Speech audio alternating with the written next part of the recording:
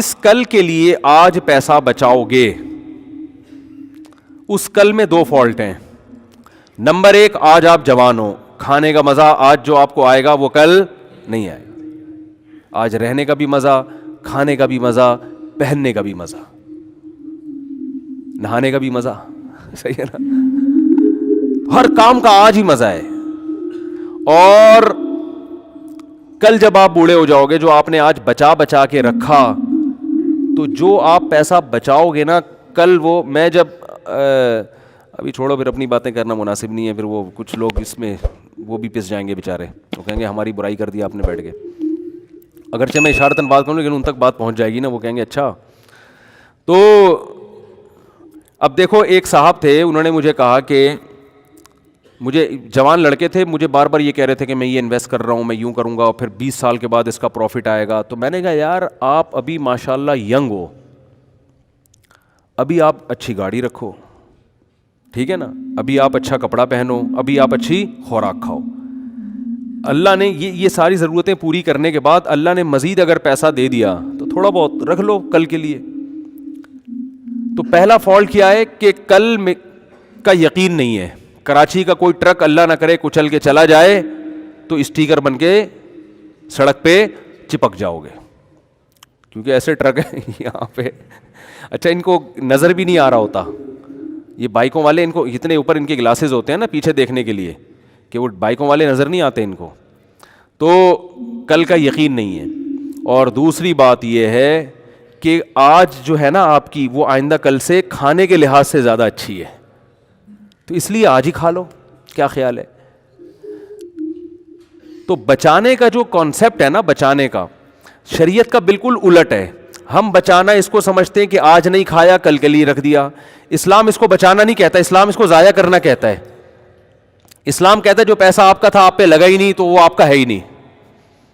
بچانا یہ ہے, نبی کیا ہے بچانا؟ حدیث میں آتا ہے رسول اللہ صلی اللہ علیہ وسلم گھر تشریف لائے, امی عائشہ سے آپ صلی اللہ علیہ وسلم نے پوچھا کہ کچھ کھانے کو ہے؟ انہوں نے فرمایا کہ ایک ہدیہ آیا تھا ہمارے گھر میں, کچھ بکری کا پایا تھا یا کیا تھا, تو میں نے سارا صدقہ کر دیا, ایک تھوڑا سا کھر اس کا بچ گیا ہے. کچھ اس مجھے پورے الفاظ یاد نہیں ہیں حدیث کے, مفہوم بیان کر رہا ہوں, باقی سارا کیا کر دیا؟ صدقہ. اب دیکھو ایسی کنڈیشن میں ہماری کیا حالت ہوتی, ہم کہتے یہ کوئی صدقہ سینٹر کھولا ہوا ہے تم نے, یہی ہوتا نا. وَلَا يَحُضُّ عَلَىٰ طَعَامِ الْمِسْكِينِ, قرآن کہہ رہے جس کا آخرت پر ایمان نہیں ہوتا وہ کھانا کھلانے کی ترغیب نہیں دیتا, وہ بیوی کو بھی ترغیب نہیں دیتا کہ بیگم تم نے کیا خیراتی ادارہ کھول کے رکھا ہے, وہاں سے ہدیہ آیا اور تم نے اٹھا کے صدقہ کر دیا.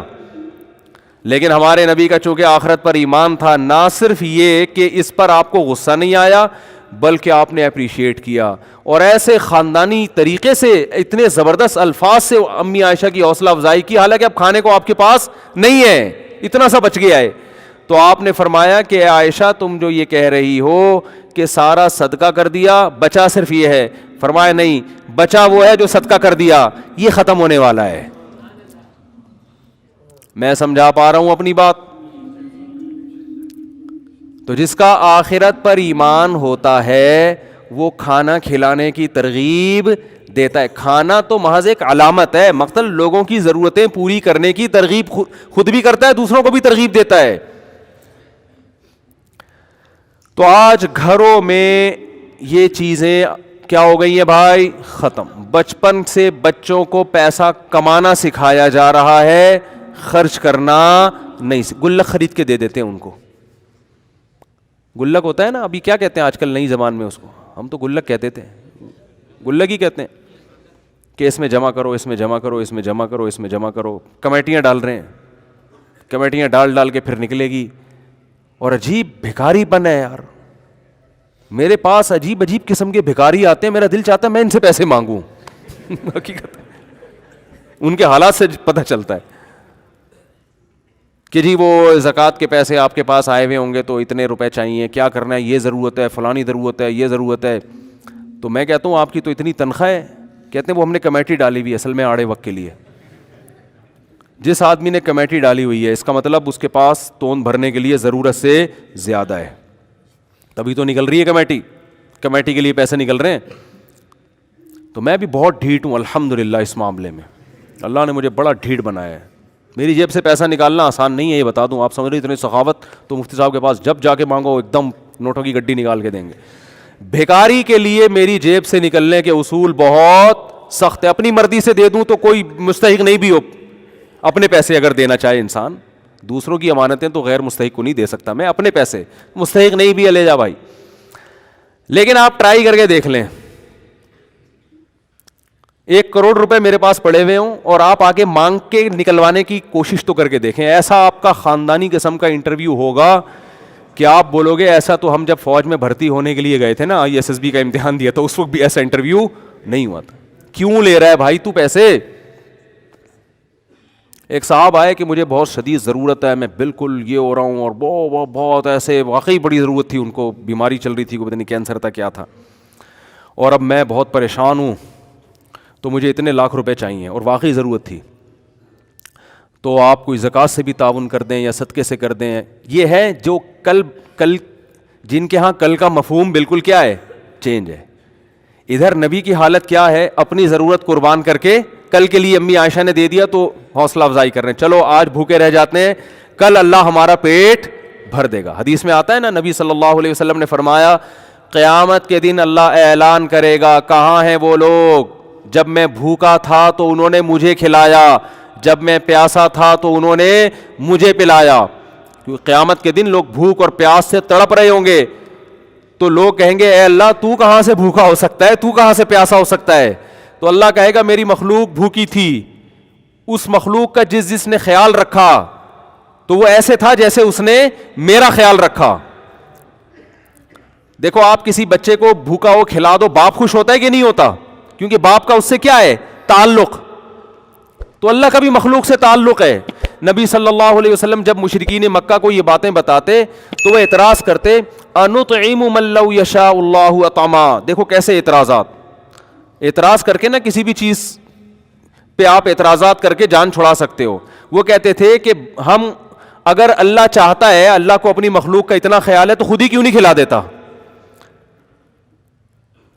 نبی صلی اللہ علیہ وسلم جب مشرکین کو ترغیب دیتے کہ غریب مسکینوں کو کھانا کھلایا کرو, تو وہ جواب میں کہتے انطعم من لو یشاء اللہ اطعما.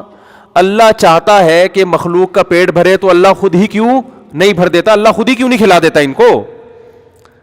تو اس لیے ہر اعتراض ایسا نہیں ہوتا کہ اس کا جواب دیا جائے.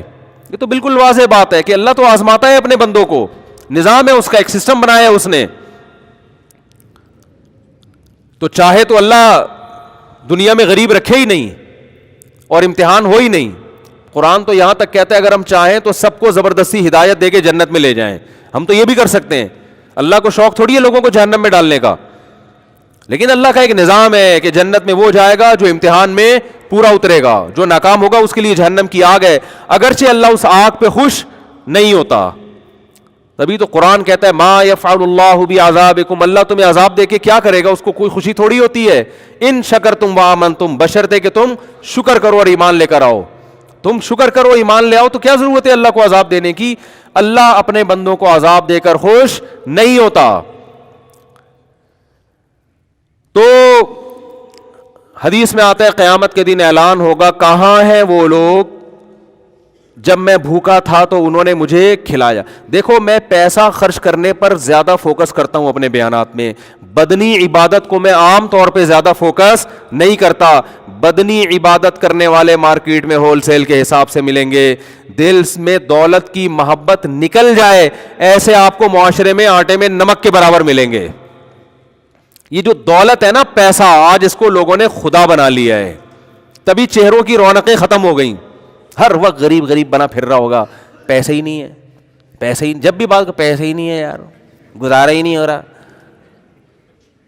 پیسے ہی نہیں ہے, گزارا ہی نہیں ہو رہا. بھائی یہی رونا ہے منہ سے, پتہ نہیں کیا عجیب. خوش رہا کرو بھائی, بولو یار بنتا تو ایک پراٹھا تھا 2 کھا لیا ہم نے, ٹھیک ہے نا, بنتا تو ایک بھی نہیں ہے. جو نیچرل خوراک ہے نا انسان کی 2 ٹائم ہے, یہ پراٹھے تو صبح صبح, یہ تو گریوی ہے. اللہ گریویاں بھی کھلا رہا ہے پھر بھی کہتے ہیں پیسے ہی نہیں ہے, کرائے کے گھر میں رہ رہا ہوں. وہی منہ سے برستا رہے گا. ان کو کسی وظیفوں سے سکون نہیں ملنے والا.